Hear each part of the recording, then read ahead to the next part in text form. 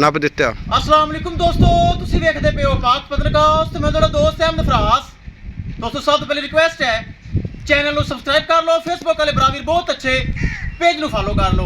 किसी ब्रावीर नु इस तरह की अच्छी गाय देखो रेड फ्रीजियन पीछे बच्चा चंगी गाय माशाल्लाह दो तारीख किसी ब्रावीर नु चाहिए होवे राब्ता करके परचेज कर सकता है। लोकेशन है डबुंगा हयात तहसीलो जिला पाक पतन शरीफ। मोबाइल नंबर है साडा 0300 पूरा 8754 743। व्हाट्सएप नंबर भी यही है जी ते लोकल नंबर भी यही है।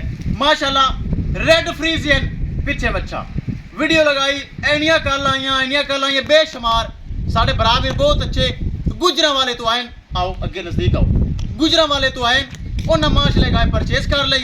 6 लाख रुपए डिमांड से थोड़ा बहुत दस प्यार मुहब्बत करना ज्यादा कोई नहीं, थोड़ा बहुत प्यार मुहब्बत किया कि ना भरा था जिहड़ा लैके जा अब्दुल्ला भाई गुजरा वाले तो अब्दुल्ला भाई उन्हें माशाल्लाह परचेज कर ली। ए मेरे भरा दी गां सी, कोई तो साडा सज्जन है यार है, गां भरा दी लाई सी इसी तरह ही है, इसी तरह सेल हो गई। सेल हो पैसे गिन लेने, पैसे ले ले पैसे, ले ली। खुश है राजी है जी। तुम भी राजी है राजी। चलो जी ए भरा दी गां लाई सी, ए माशाल्लाह सेल हो गई। अल्लाह ताला मालिक दे नसीब करे।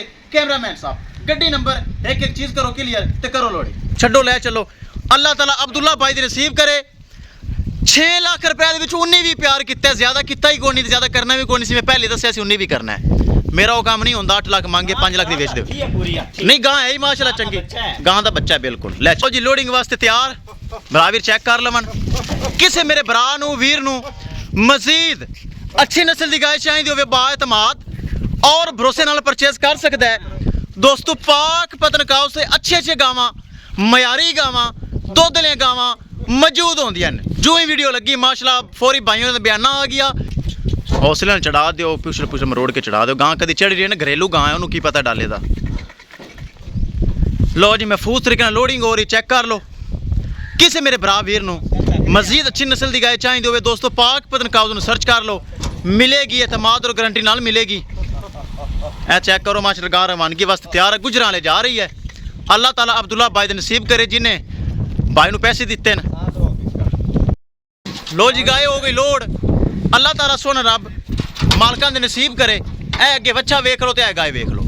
लो जी इंशाल्लाह दोस्तों फराज भाई तेनू हजारों कल आंदी पई है जी बिल्कुल कल इस तरह ही बंदे नाराज करना है तू कोई गल फिर एक नहीं लैनी यार, सारे ते लैनी कोई नहीं, गां एक नहीं लैनी। लो जी इंशाल्लाह दोस्तों मिलांगे एक नई वीडियो दे नाल। अपने फराज दोस्त दे इजाजत, अल्लाह निगहबान।